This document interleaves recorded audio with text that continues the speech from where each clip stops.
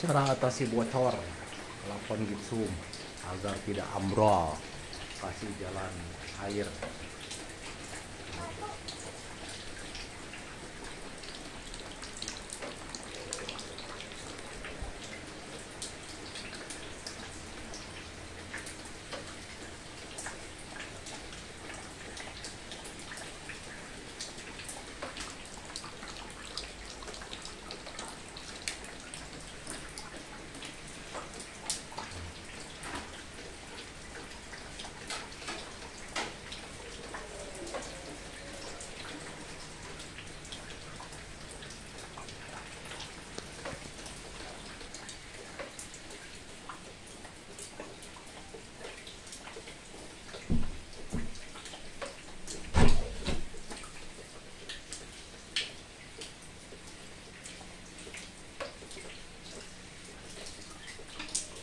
Langkah pertama atasi bocor